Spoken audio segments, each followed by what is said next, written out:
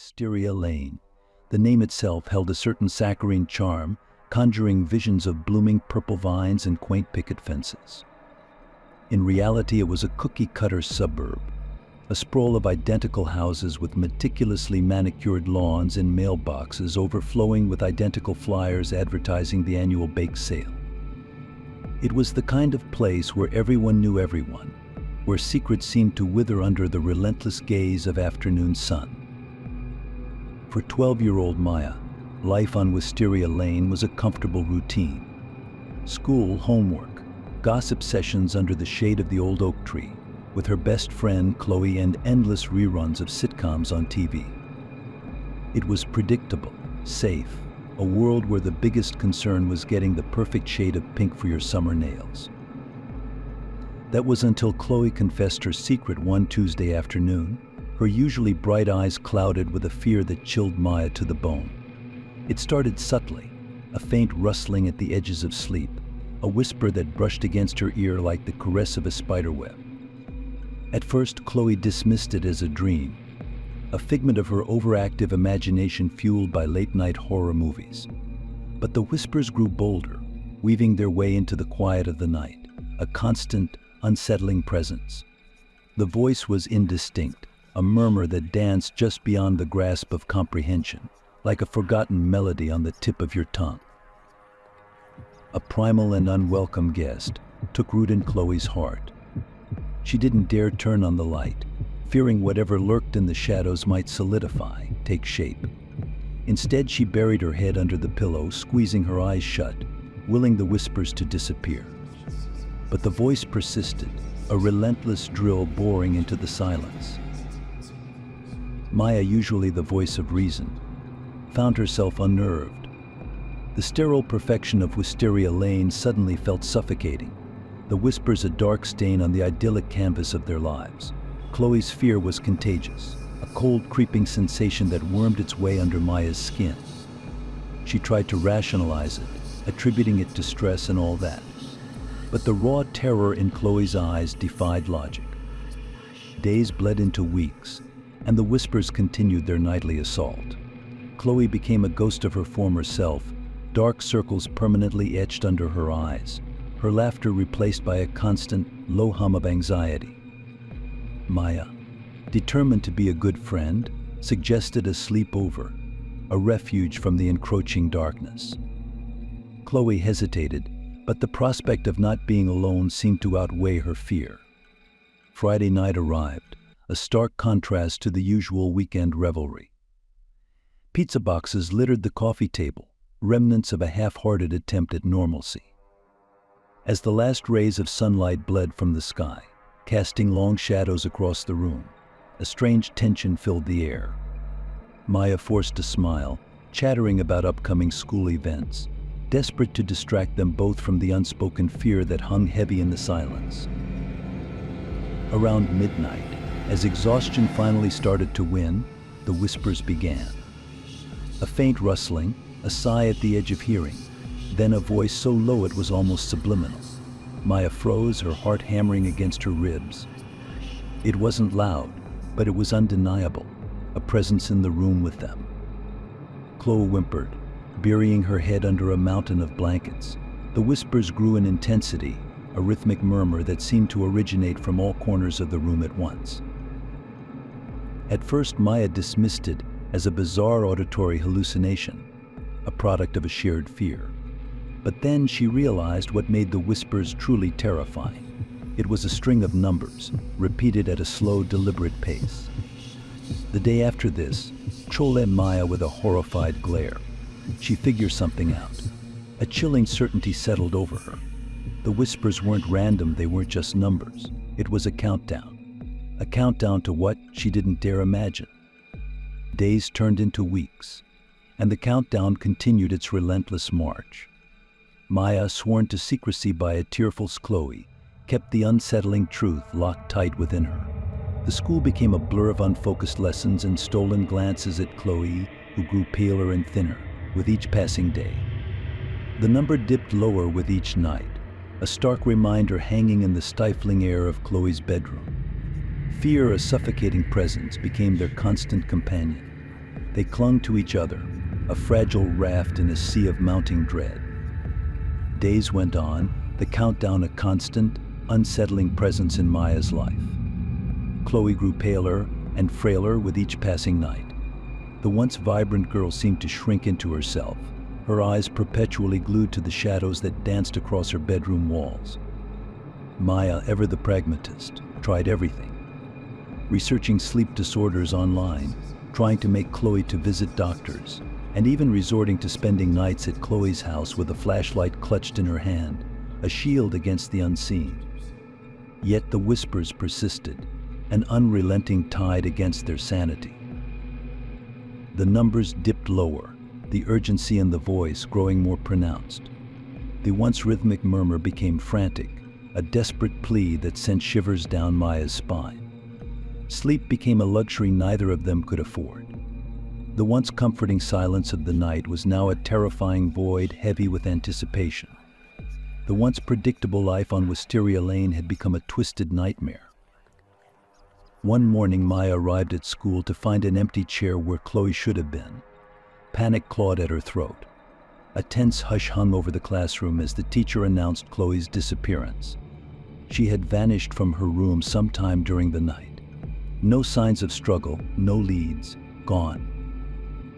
The perfect picture of Wysteria Lane began to crack, revealing a darkness that had been lurking beneath the surface all along. Panic, raw and primal, clawed at Maya's throat.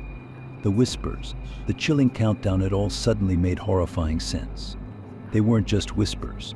They were a chilling prophecy, a harbinger of something monstrous.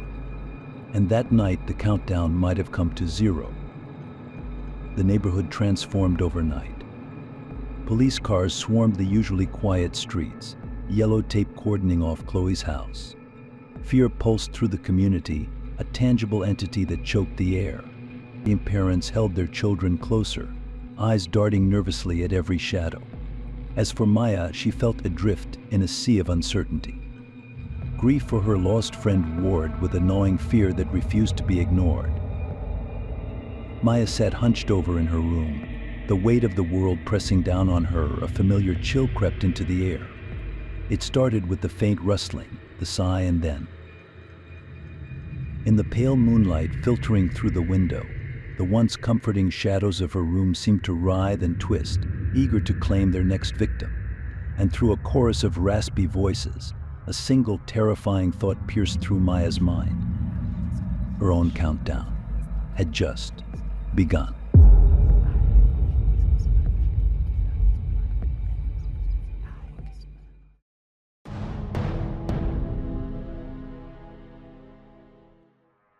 Cardboard boxes, the size of miniature houses, lined the hallway. Each one bore the scars of countless moves, their faded labels whispering of past lives. Ethan shouldered his way through the maze, the scent of packing peanuts clinging to the air. He liked the smell. It was the bittersweet aroma of new beginnings, a stark contrast to the stale, forgotten air of their old apartment.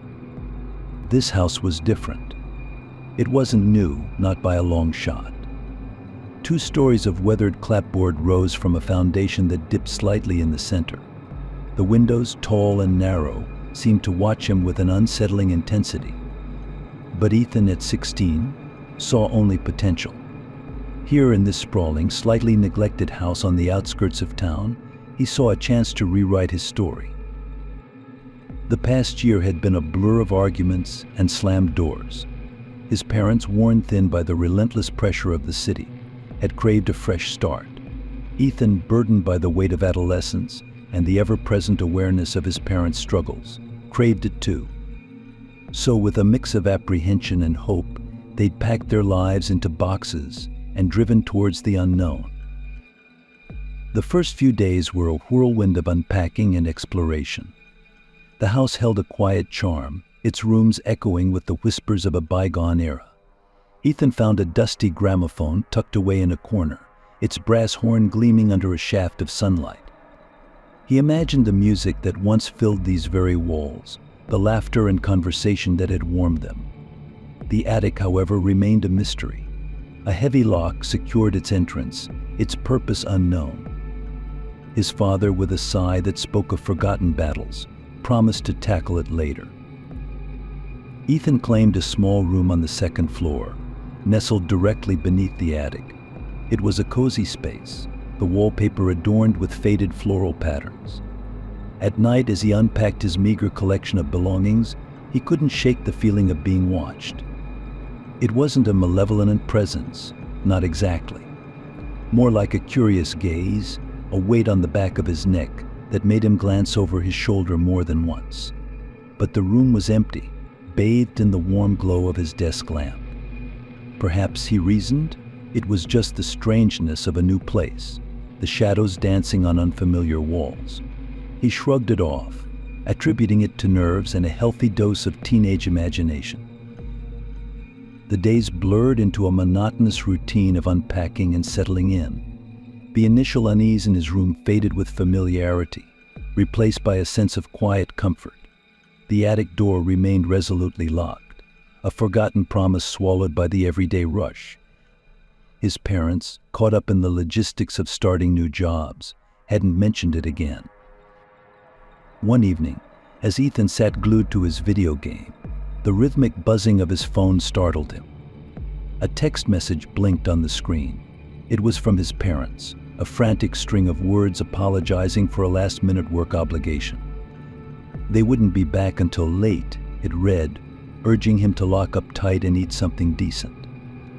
A flicker of unease snaked through him. He'd never been left alone for an entire night before. The house, once charmingly eccentric, suddenly felt vast and unsettlingly quiet. Every creak of the floorboards, every groan of the settling house magnified his anxiety. He pictured shadowy figures lurking in the corners, unseen eyes watching him from beneath the furniture. The news had been filled with reports of petty thefts in the area lately, stories that fueled his paranoia. He meticulously checked all the doors and windows, the deadbolts of flimsy comfort against the phantoms of his imagination. He decided to sleep downstairs on the worn but familiar couch in the living room. The television provided a white noise that warred with the incessant whispering of his own anxieties. The hours crawled by. He kept the TV on a low volume, a desperate attempt to drown out the unsettling symphony of creaks and groans that seemed to emanate from the very walls. Sleep, when it finally came, was a fitful affair. He dreamt of eyes, red and glowing, peering down at him from the darkness above. He woke with a jolt, the first sliver of dawn filtering through the dusty blinds. Relief washed over him, a wave so potent it left him shaky. Perhaps, he thought, his overactive imagination had gotten the better of him. Weeks melted into months. The initial strangeness of the house faded, replaced by a comforting familiarity. The attic door remained resolutely unaddressed, a silent, forgotten promise. One night, as Ethan lay tucked under his covers, a familiar peace settled over him. Then a sound shattered the tranquility. A loud, jarring noise, a bizarre mix of a whinny and a hiss, echoed through the house. Ethan bolted upright, heart hammering against his ribs. Was it a dream? He closed his eyes, willing himself back to sleep. The sound came again, closer this time, sending shivers down his spine. Panic clawed at his throat. They didn't have any pets, and there were certainly no wild animals roaming the suburbs. Fear, sharp and primal, flooded his senses.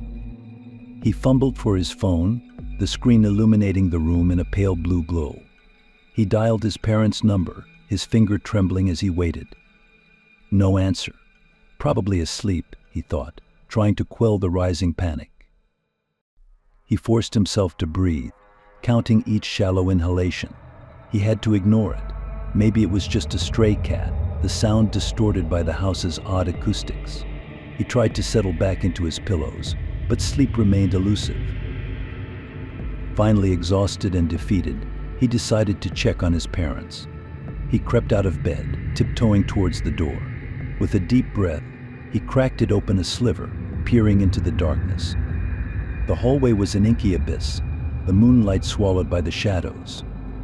His heart hammered a frantic rhythm against his ribs. Then he saw it. two glowing red orbs, like embers burning in the darkness. They weren't halfway down the hall, as he expected. They were impossibly high, fixed on the ceiling directly above him. He froze, a primal fear gripping him. As quickly as they appeared, the eyes vanished the moment he flicked on the light switch.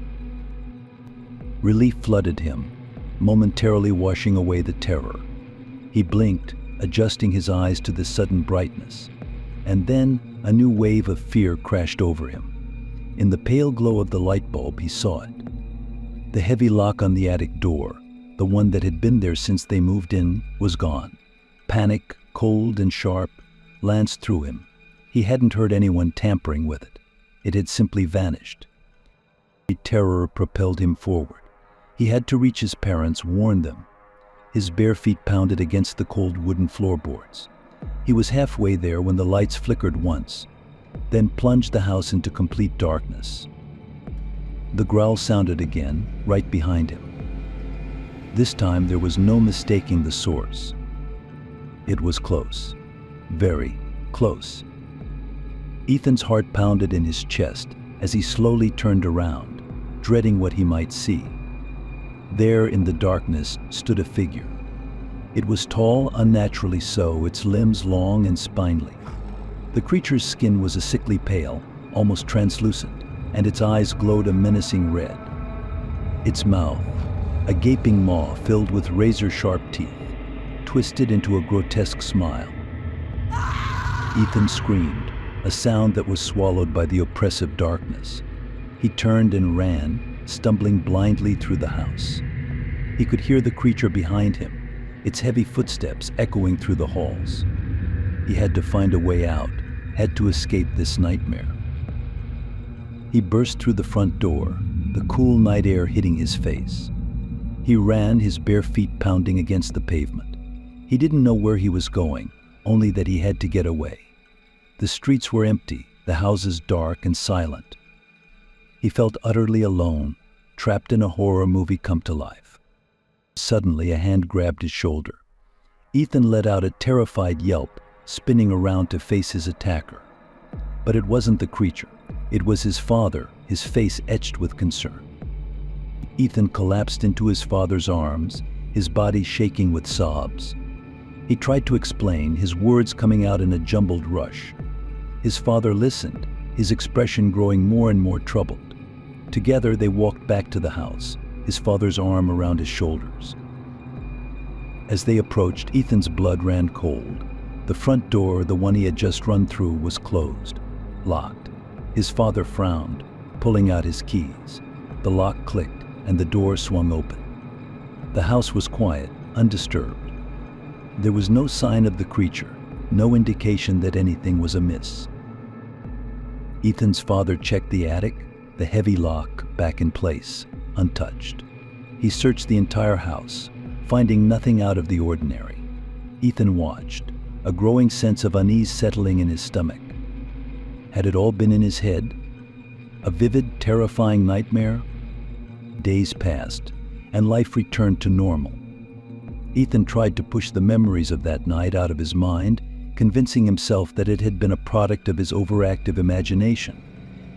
But sometimes in the dead of night he would wake up, sure he could hear the faint sound of scratching coming from the attic above. And sometimes, just before he drifted off to sleep, he would see a pair of glowing red eyes watching him from the darkness, waiting.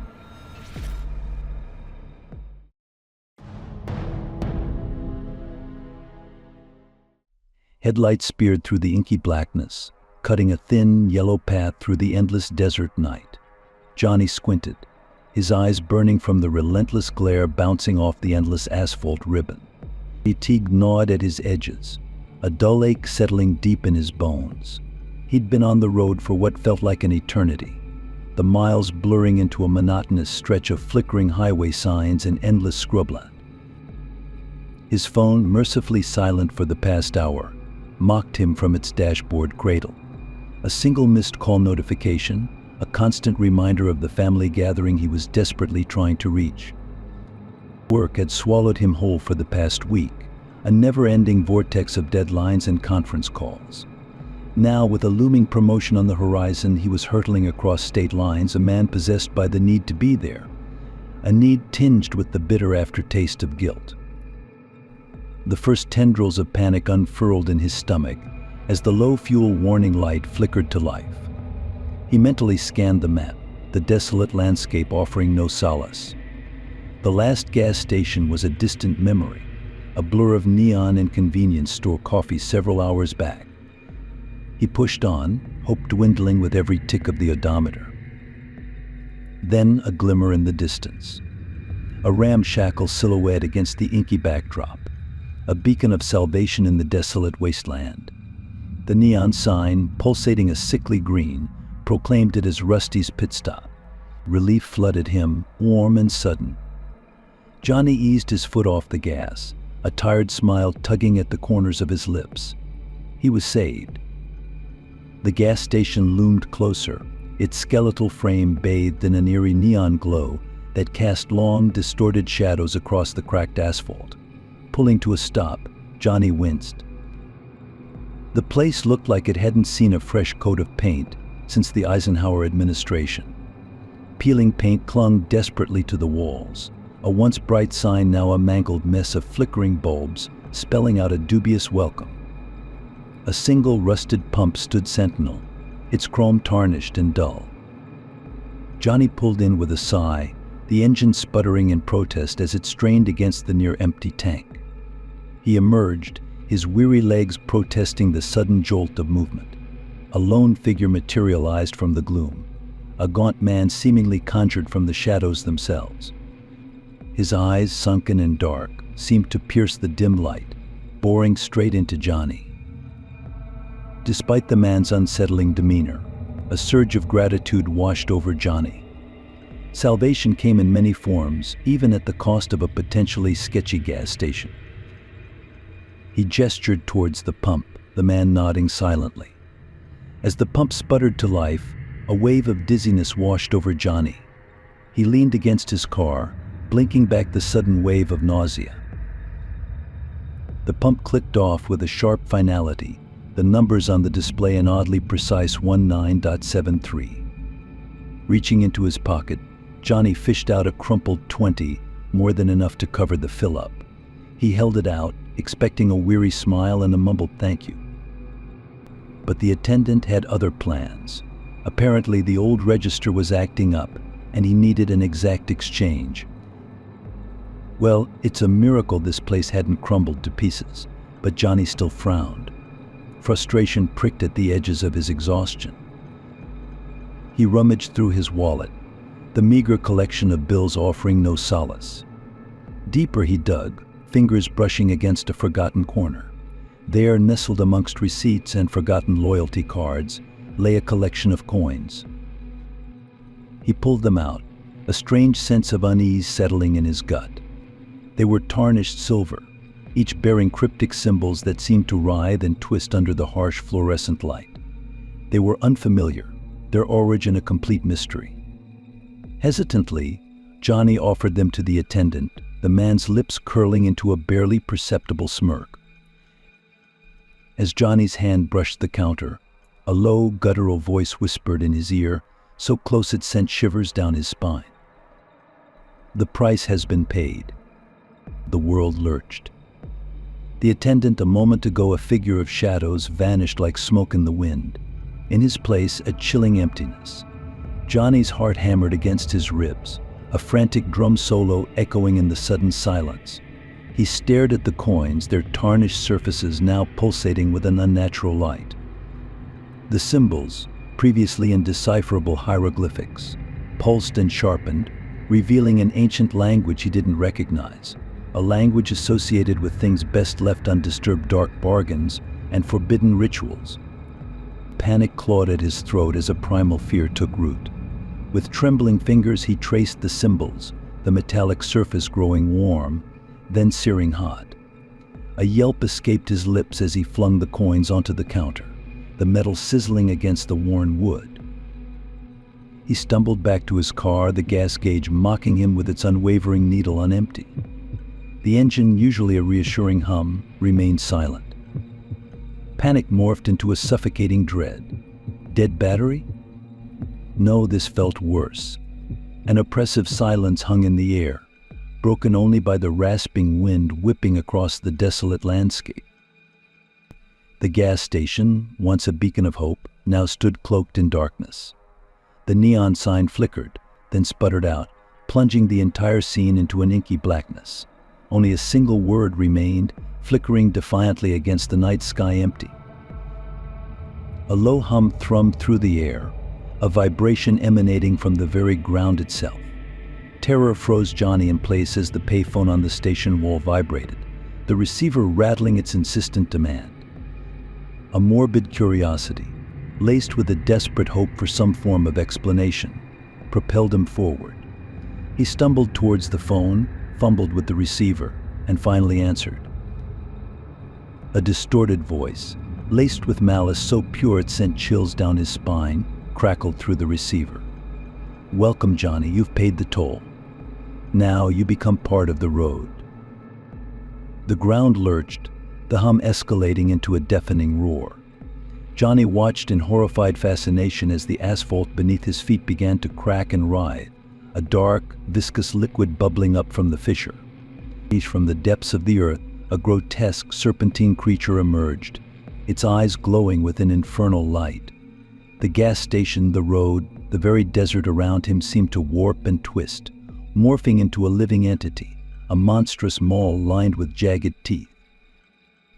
A primal scream ripped from Johnny's throat, a sound quickly swallowed by the hungry darkness. He wasn't just out of gas, he was out of time. His soul the final payment for the strange, cryptic toll. The creature lunged, engulfing him whole in its inky maw. The sun peeked over the horizon the next morning, bathing the desolate stretch of highway in a pale, indifferent light. There was no sign of the gas station, not even a wisp of smoke or a charred ember. Johnny, his car, his very existence, all consumed by the hunger of the road. The cryptic coins, however, lay scattered on the cracked asphalt, a chilling reminder of the price some were forced to pay for their journey. And somewhere, deep beneath the earth, the creature stirred, its hunger sated for now, but waiting for the next unfortunate soul to wander astray. The price, it seemed, was always the same. And the following night, the neon sign flickered back to life, displaying a single, horrifying word.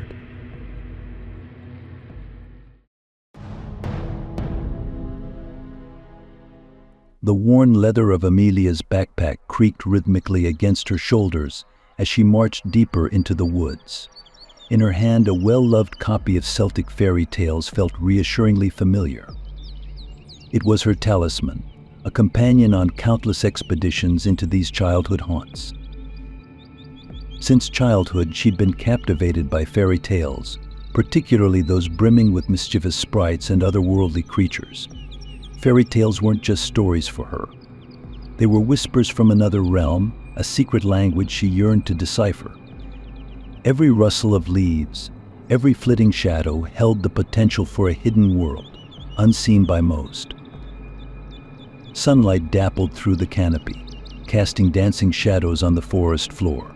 It was a scene straight out of the countless fairy tales she'd devoured since she was a little girl, stories that fueled her imagination and her career. Now a late-20s writer with a comfortable apartment and a looming deadline, Amelia craved that spark, that touch of magic her childhood woods had always provided. Today she wasn't just seeking inspiration, she was hunting for it. Her latest children's story needed a new twist on the classic fairy tale, something beyond the realm of sugar plum cottages and happily ever afters. The familiar path, a comforting constant throughout her life, stretched before her, promising a new adventure. Humming a childhood rhyme about mischievous pixies, Amelia ventured deeper. The path, usually alive with the chirping of unseen birds, grew eerily silent. It was as if the woods themselves held their breath, an unsettling stillness settling in the air. The dappled light thinned, replaced by an unsettling gloom that crept through the dense foliage. Consulting the well-worn map tucked into her pocket, Amelia realized with a jolt that she'd strayed from the familiar path, drawn deeper by a strange, sickly sweet scent unlike anything she'd ever encountered. She pushed aside tangled undergrowth, the branches snagging on her clothes with a menacing hiss. The air grew colder, the sunlight failing to penetrate the dense thicket ahead. Curiosity, however, warred with the growing fear in her gut. What was this place, hidden in the heart of her childhood haven? Stepping through the last of the undergrowth, Amelia emerged into a clearing unlike any she'd ever seen. Gone were the towering pines and playful oaks, replaced by skeletal giants clawing at the bruised sky. Their bark, once vibrant and alive, was now bleached to sickly black, gnarled and twisted into grotesque shapes. The unnatural stillness pressed down even heavier here, broken only by the soft drip of something unseen. The sweet scent, cloying and almost rotten, clung to the air, thick enough to taste. A shiver racked Amelia's body.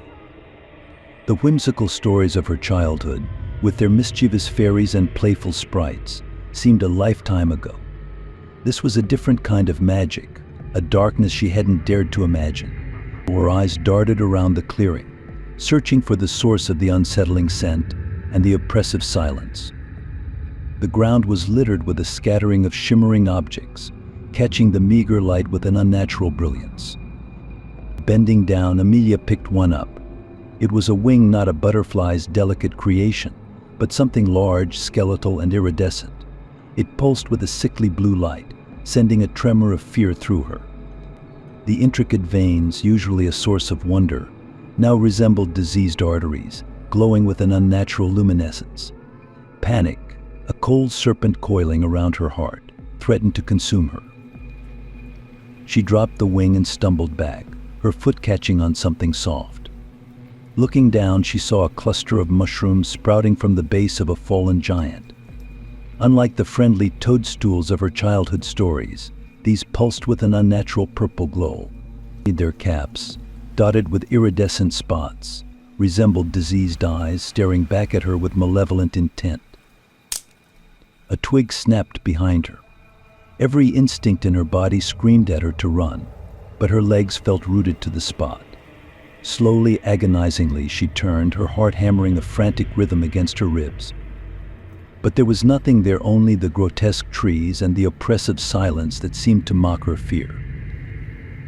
Then her gaze fell on the mushrooms again, their pulsating purple eyes seeming to follow her every move.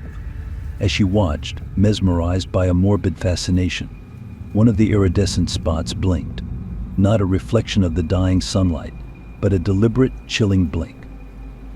Terror, primal and raw, ripped through Amelia. Another twig snapped, closer this time, the sound echoing through the dead silence. This time, when she turned, there was no mistaking it, and perched on the gnarled branch of a nearby monstrosity of a tree stood a creature, unlike anything from her childhood fairy tales. It was skeletal, its body a grotesque parody of a human, with long, spindly limbs tipped with wickedly sharp claws. Iridescent wings, the same kind that littered the ground, stretched from its back, shimmering with an unnatural sickly light. Its head, devoid of flesh, was a bare skull with glowing purple eyes that burned with an intelligence far too sharp for comfort. The eyes locked onto hers, boring into her with an intensity that stole her breath. Panic surged through her, momentarily paralyzing her. But the primal instinct to survive kicked in. With a strangled cry, she ripped the worn copy of Celtic fairy tales from her backpack, the only weapon she possessed. It felt absurd, a shield against the nightmare before her, but it was all she had. As she raised the book in a feeble attempt to ward off the creature, a chilling realization dawned on her. This wasn't a place of whimsical pixies and benevolent fairies. These were not the creatures of her childhood stories. It was something far more malevolent, something older, something that thrived in the forgotten corners of the world. This was a place where fairy tales morphed into nightmares, and the line between fantasy and horrifying reality blurred beyond recognition. The creature launched itself from the branch, its skeletal wings beating with a sound like dry leaves rustling in a cold wind. Amelia stumbled backward, the book falling from her grasp with a thud. Time seemed to slow down. The creature's descent agonizingly deliberate. In that final horrifying moment, she understood. This was not a story she would get to tell. This was a secret best left buried in the heart of the woods. A dark secret that would be stained onto the forest floor with her blood. The book lay abandoned on the ground, its cover smeared crimson. A silent testament to the story that would never be written.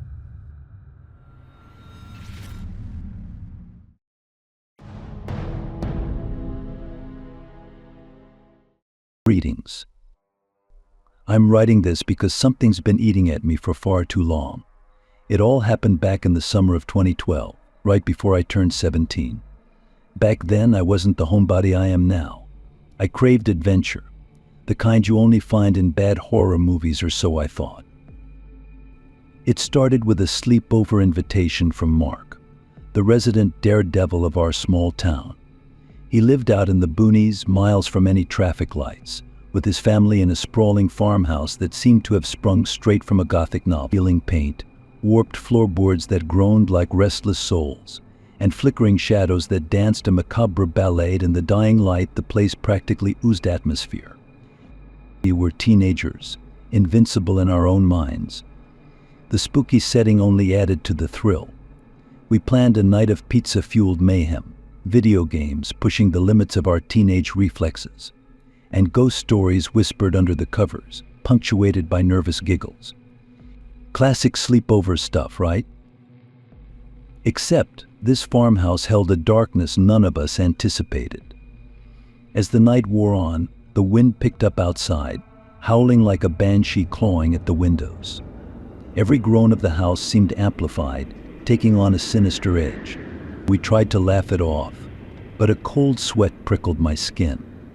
Then, at precisely 2 a.m., the power flickered and died, plunging us into an inky blackness that felt heavy and suffocating. Panic clawed at my throat. We fumbled for our phones, the measly flashlight beams casting distorted shadows that danced on the walls. The silence that followed the power outage was worse, a thick, oppressive quiet that seemed to press in on us from all sides. Then it started. A faint tapping sound from directly above us in the attic. It was barely a whisper at first, like a single fingernail tapping a frantic rhythm against the wood. But with each passing second, the tapping grew louder, faster, more insistent. My breath hitched in my throat. A cold dread settled in my stomach, heavy and unwelcome. I stole a glance at Mark, usually the life of the party. He was ashen, his eyes wide with terror. We exchanged a silent look, a shared fear reflected in each other's pale faces. The tapping continued, a relentless counterpoint to the pounding of our hearts. The rhythmic tapping hammered a frantic beat against the silence, turning the old house into a giant, hollow drum. Every creak of the floorboards, every groan from the ancient wood seemed to answer the call, building a symphony of unease. Panic gnawed at the edges of my sanity. We huddled closer together on the threadbare rug, a desperate huddle for warmth and courage against the encroaching fear. Time stretched, measured only by the relentless tapping and the frantic hammering of our hearts. Then a new sound joined the macabre orchestra, a slow, deliberate creak from the floorboards directly above us. It was a sound loaded with purpose, a weighty groan that sent shivers crawling down my spine. We held our breaths, straining to hear what might come next. The silence that followed was even more terrifying than the sounds that came before. It was a pregnant pause, heavy with anticipation, as if something unseen held its breath, waiting for the perfect moment to strike. Just when I thought the tension might snap, the tapping stopped abruptly. The sudden absence of sound was like a physical blow, leaving a ringing emptiness in its wake. We didn't dare move, frozen in a tableau of terror. A single cold gust of wind ripped through the cracked window panes, sending shivers down my spine. Loose glass rattled in its frame, creating a discordant melody that added to the unnerving silence. In the momentary flash of moonlight that pierced the darkness, I swear I saw something. A figure, silhouetted against the boarded-up attic window. Tall and skeletal, with arms outstretched as if reaching for something. It seemed to hang suspended in the air for a single terrifying heartbeat. My scream ripped through the silence, a primal sound born of raw terror. It triggered a chain reaction, and the room erupted in a cacophony of shouts and panicked scrambling. Adrenaline surged through my veins, erasing all caution. We didn't bother gathering our things. The only thing that mattered was getting out of that house, away from the unseen entity lurking in the darkness above. We bolted for the door, tripping over each other in our haste, the floorboards groaning ominously under our weight. We didn't stop running until we were far, far away from the farmhouse, gasping for breath under the pale light of dawn. The chilling image of that skeletal figure burned into my retinas, a horrifying souvenir of a night gone terribly wrong. We never spoke of that night again, at least not directly. The unspoken pact of silence hung heavy between us, a shared secret that bound us together in a way we never intended. Mark's family moved away a few months later, claiming the house was too drafty and needed extensive repairs. We all breathed a silent sigh of relief, glad to be rid of the place. Years passed, the memory of that night fading with time, replaced by the humdrum of everyday life. I built a career, got married, and started a family of my own. The farmhouse became a distant memory, a shadowy figure lurking at the edges of my past. But you want to know the scariest part? One evening, while flipping through the channels, I saw a news report that sent a bolt of ice through my heart. The report claimed that the previous owner, a reclusive old man, had been murdered and hidden in the attic for months. A shiver ran down my spine, and I leaned closer to the screen, a morbid fascination pulling me in. And then they showed a picture of the attic window. It was completely bricked shut. My breath caught in my throat. The image of the skeletal figure, arms outstretched, morphed and solidified in my mind. It wasn't a haunting. It wasn't a ghost. It was the victim himself, trapped and forgotten. The news report continued, detailing the ongoing investigation and the search for the killer. But the horrifying truth had already settled in my gut. The farmhouse wasn't haunted. It was a tomb.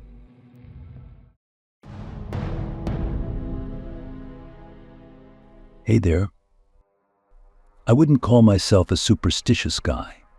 Sure, I avoid walking under ladders and throw a pinch of salt over my shoulder every now and then, but that's mostly out of habit, a quirk I picked up from my grandma. Real spooky stories, monsters and things that go bump in the night, always seemed like campfire fodder to me. Until last week, that is. Let me tell you about the Backbone Ridge Trail. It's a gem tucked away in the heart of the Appalachians. But my wife and I love it. We're both accountants, you see. Numbers and spreadsheets are our bread and butter. Not exactly the professions known for fostering wild imaginations. But every fall, my wife Sarah and I make a pilgrimage there. It's our tradition, a chance to reconnect with nature and each other before the city swallows us whole again.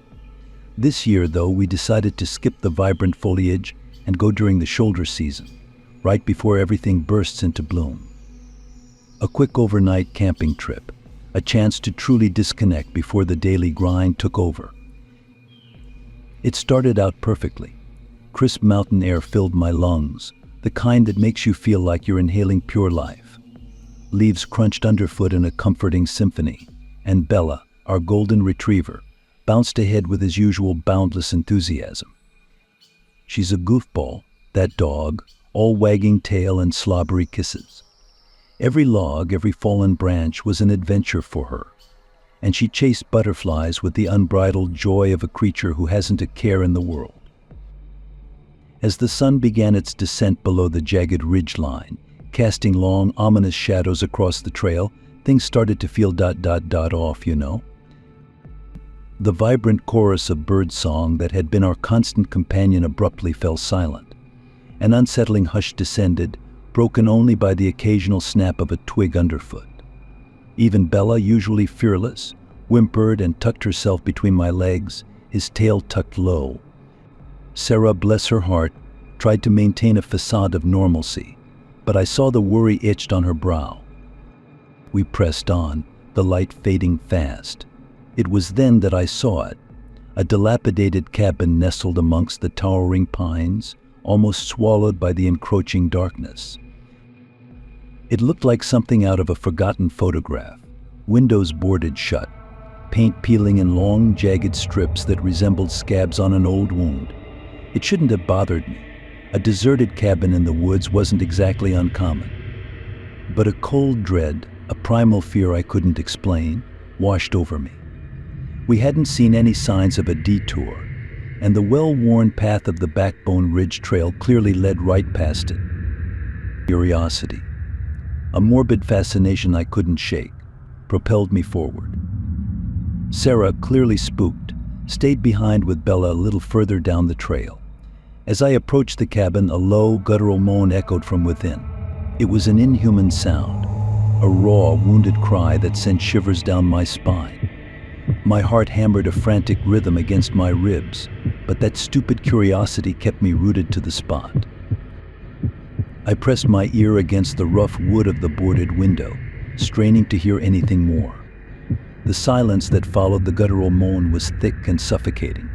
It felt like the cabin itself was holding its breath, waiting. My breath hitched in my throat, and I found myself holding it too, afraid to break the chilling stillness. Minutes bled into what felt like hours. The only movement came from the ever-increasing darkness that seemed to seep from the cabin itself, swallowing the last vestiges of daylight. Finally, I decided I'd had enough. This wasn't some spooky story, this was real, and a cold tendril of fear snaked its way down my spine. I retreated, each step back seemingly louder in the oppressive silence. Relief flooded me as I rejoined Sarah and Bella. We didn't need words. A single glance at her worried face confirmed that she'd heard the sound too. We didn't waste another moment. With a newfound urgency, we practically sprinted down the trail, the fading light barely keeping pace with our growing fear. The designated campsite, usually a haven after a day's hike, felt like a fortress that night. We huddled close to the crackling fire, its warmth a feeble barrier against the bone-deep chill that had settled within me. The sound of the moan echoed in my mind, a constant, unsettling reminder of the darkness we'd encountered. Sleep, when it finally came, was fractured and filled with nightmares. I dreamt of shadowed figures lurking in the woods, their eyes glowing embers in the dark.